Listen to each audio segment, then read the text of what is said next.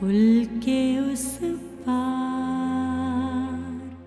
इतनी बड़ी रकम रचना को देने की बजाय उसे घर में लाकर किसी कोने में डाल दे। देख बहन, बुरा मत मानियो, जवान जहान लड़की को इस तरह सुतरे बेमहार की तरह नहीं छोड़ देना चाहिए। भाई साथ साथ रहा करो उसके। आपकी माँ और लाडली बहन बार बार मेरी इंसल्ट करके क्या साबित करना चाहती हैं? आखिर उनका मसला क्या है? आजकल की औलाद के साथ यही मसला है। पढ़ लिख कर जब अपने पैरों पे खड़े हो जाते हैं तो उन्हें माँ बाप के किए गए फैसले गलत लगने लगते हैं। हैरत की बात है, जिस घर से तुम आई हो वहाँ पिज्जा बनाने का तो क्या, खाने का भी रिवाज नहीं है। रचना वापस आ रही है। झूठ बोल रही है हुमा। वो इस घर में तभी वापस आ सकती है जब मैं उसे लाऊंगा।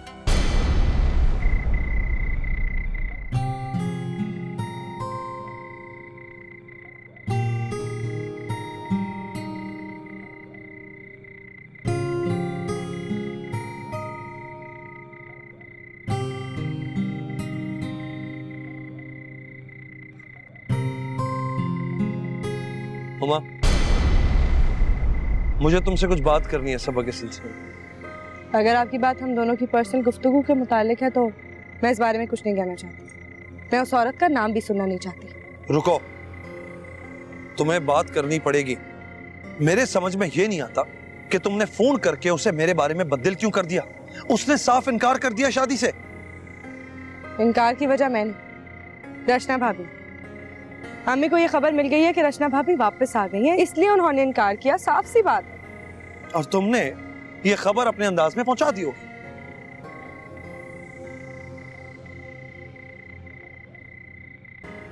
आखिर इस घर की बेटी होने के नाते मेरा फर्ज बनता है कि मैं सबको हकीकत से आगाह करूं। इसमें बुराई क्या है? बेटी होने के नाते तुम्हें क्या पता कि बेटी के फराइज क्या होते हैं? अगर तुम्हें अपने फराइज निभाने का इतना ही ख्याल था तो तुम रात के 12 बजे यहाँ अपने शौहर को छोड़कर तनाना घूम रही होती। अच्छा, और आपका अपने बारे में क्या ख्याल है आदिल भाई? आपको अपने फराइज का कितना पास है? रचना भाभी के साथ कितनी ज्यादती कर रहे हैं आप? उनके सर पे सौकन लाने का सोच रहे हैं, वो भी तब जब वो वापस आना चाह रही है। तुम नहीं जानती रचना को, नहीं जानती तुम। वो बहुत मक्कार है। वो सिर्फ घर वापस आने का ड्रामा रचा रही है हमें नीचा दिखाने के लिए। That's all.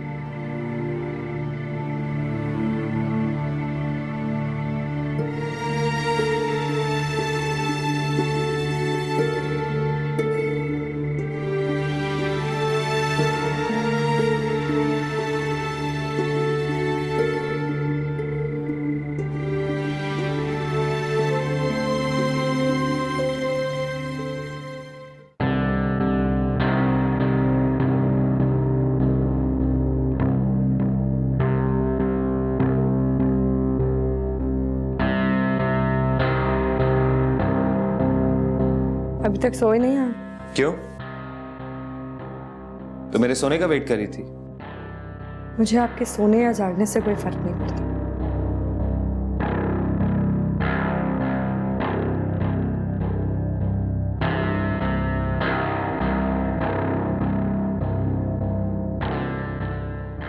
आर्लॉन में क्या करी थी तुम? बताया तो था, वॉक करने गई थी। इस कमरे में तो दम घुटता है मेरा। तो फॉर्मेलिटी पूरी करने के लिए आधी रात को यहां आने की क्या जरूरत है? वहीं कहीं बोरी बिस्तर डाल के लेट जाओ। बल्कि वहां पर तुम्हें कंपनी भी अच्छी मिल जाती है। ओह, तो आप जासूसी कर रहे थे मेरी? बड़ी अजीब जनाना आदत है आपकी। मुझ पर तो शक बनता ही है, अपने भाई पर भी शक करें आप? Shut up!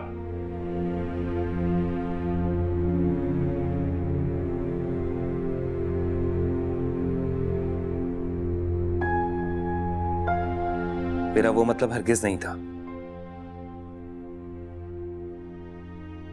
और मुझे एक बात बताओ, मुझसे 2 मिनट बात करते हुए तो तुम्हें बड़ी मौत आती है, बाहर भाई के साथ बड़ी गप्पे लग रही थी। मुझे तो रश्क आ रहा था उन पर। अपनी अपनी सोच की बात होती है। शुक्र करें आपने हमारी बातें नहीं सुनी। क्या मतलब? तुम भाई को मेरे खिलाफ पट्टियां पढ़ा रही थी? मेरा नाम हिना नहीं है, हुमा है। मुझे इधर की बात उधर लगाना और लोगों के पीठ पीछे बैठ के उनकी बुराइयां करने की आदत नहीं है। हाँ, और तंज करना तुम्हारी खसलत में। मेरा ही दिमाग खराब है जो बार बार तुम्हारे मुंह लगता हूं।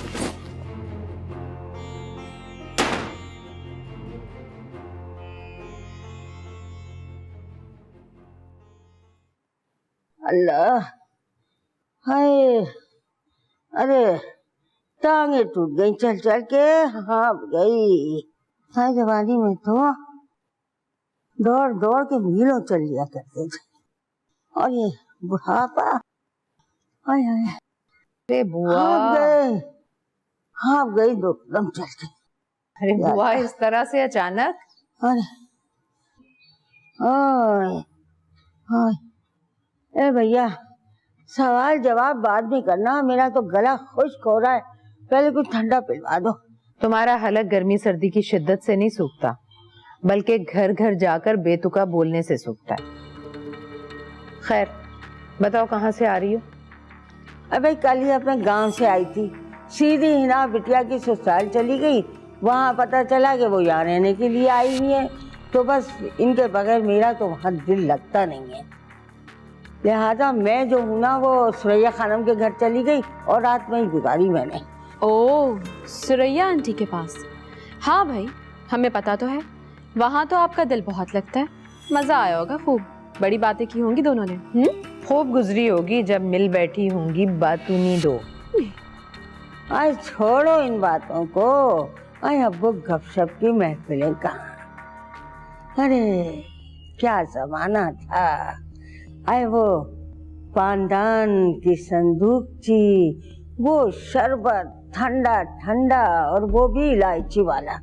आए अब तो वो सब ख्वाबो ख्याल हो गया, ना वो पानदान है और ना वो ठंडा शरबत इलायची वाला।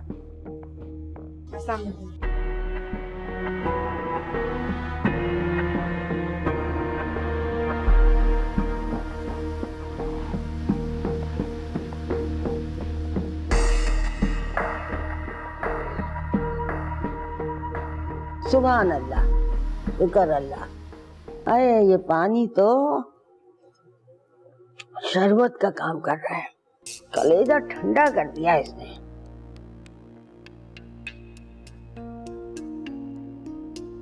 अरे नई नबीली दुल्हन को तुमने अभी से काम पे लगा दिया, मगर खैर चलो ठीक ही किया।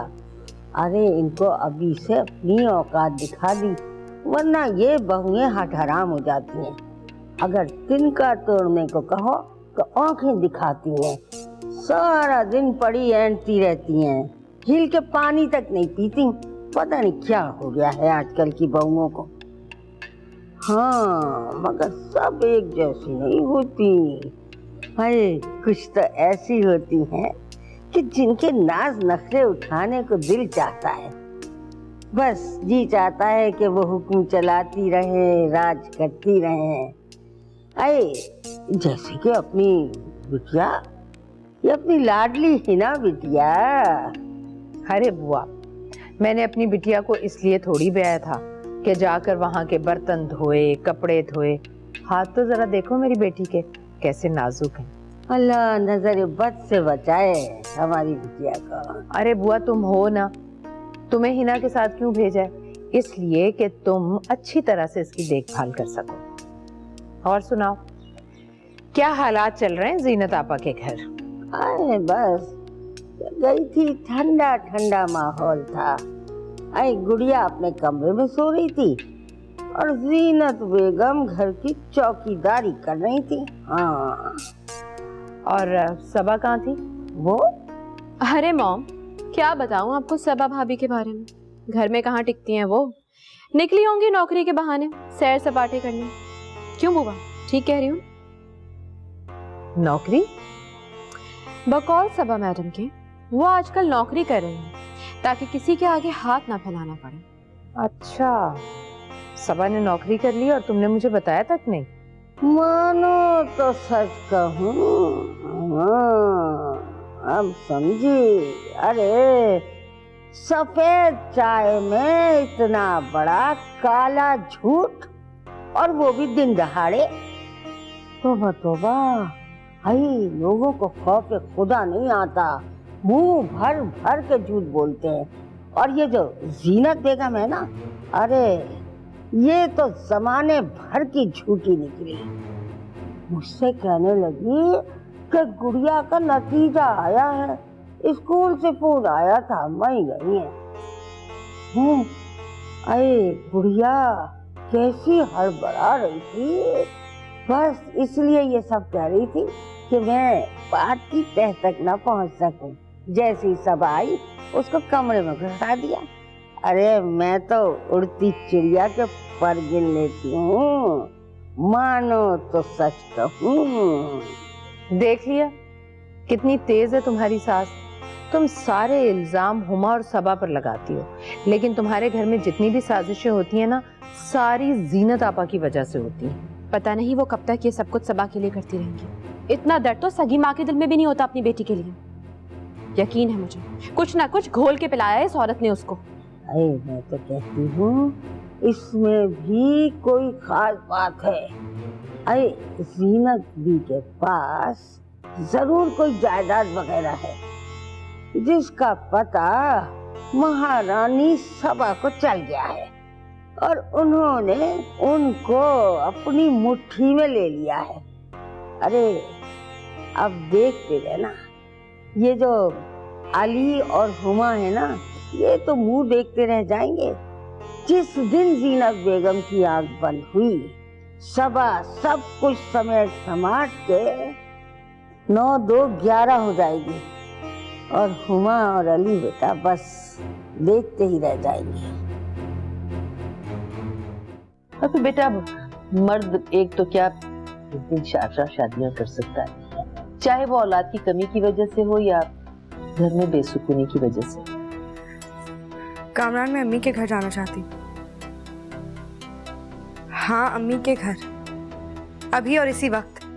पुल के उस पार, पुल के उस पार।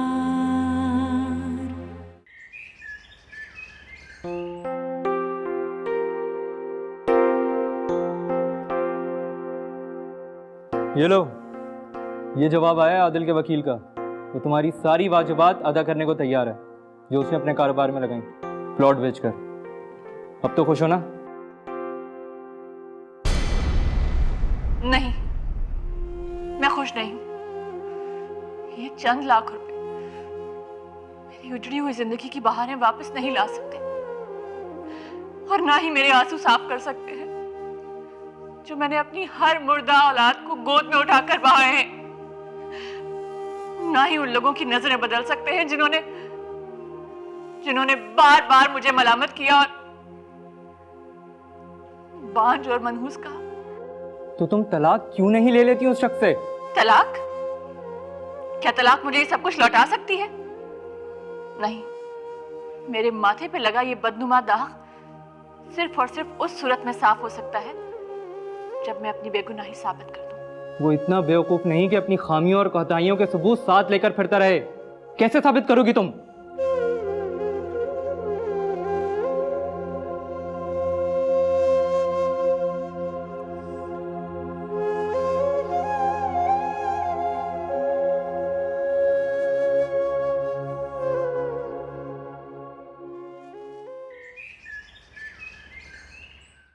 आपने बुलाया अम्मी? हाँ बेटा बैठो, मुझे तुमसे बहुत जरूरी बात करनी है।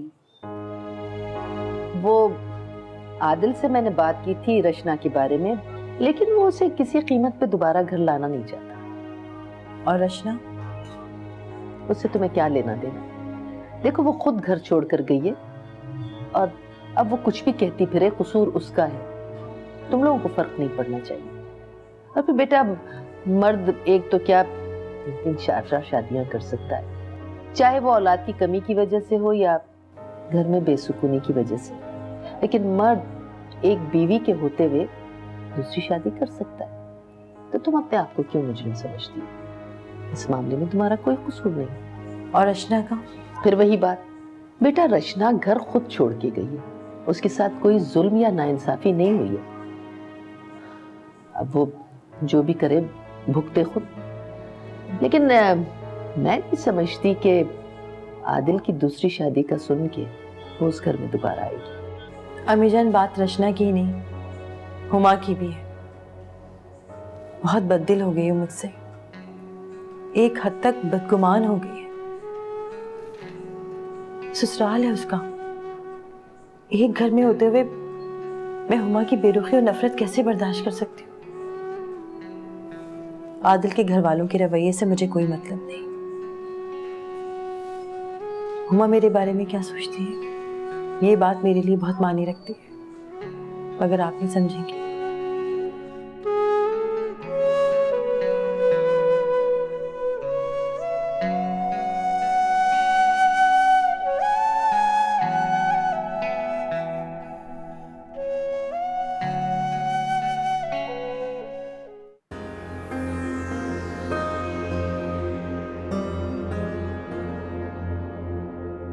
पता नहीं वो कब तक ये सब कुछ सबा के लिए करती रहेंगी। इतना दर्द तो सगी माँ के दिल में भी नहीं होता अपनी बेटी के लिए।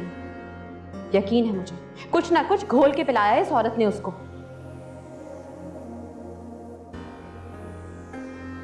अब देखते रहना, ये जो अली और हुमा है ना, ये तो मुंह देखते रह जाएंगे। जिस दिन जीनत बेगम की आग बंद हुई, सब कुछ समेट समाट के 9 2 11 हो जाएगा।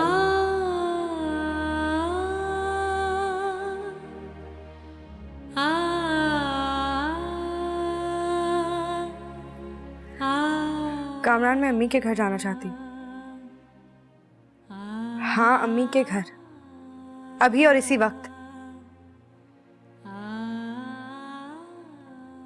मैं इंतजार कर रही हूँ। मेरा मतलब है खैरियत तो है। सुबह तक तो तुम्हारा कोई प्लान नहीं था। अम्मी के यहाँ जाने के लिए कोई लंबा चौड़ा प्लान बनाने की तो जरूरत नहीं है। इरादा कर लिया तो जा रही हूँ। लेकिन जाने के लिए सिर्फ इरादे की नहीं, अपने शौहर से परमिशन लेने की भी जरूरत होती है। पुल के उस पार,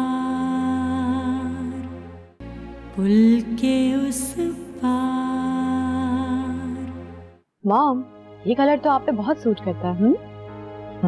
थैंक यू। कहाँ जा रही हो? अपनी अम्मी के घर। क्यों? अब मेरा मतलब है खैरियत तो है। सुबह तक तो तुम्हारा कोई प्लान नहीं था। अम्मी के यहाँ जाने के लिए कोई लंबा चौड़ा प्लान बनाने की तो जरूरत नहीं है। इरादा कर लिया तो जा रही हूँ। लेकिन जाने के लिए सिर्फ इरादे की नहीं, अपने शौहर से परमिशन लेने की भी जरूरत होती है। आपकी इत्तला के लिए आपको बता दूं कि मेरे शौहर मेरे साथ जा रहे हैं। उनसे इजाजत ले चुकी हूँ। मुझे किसी और की इजाजत या उनको इत्तला करने की कोई जरूरत नहीं।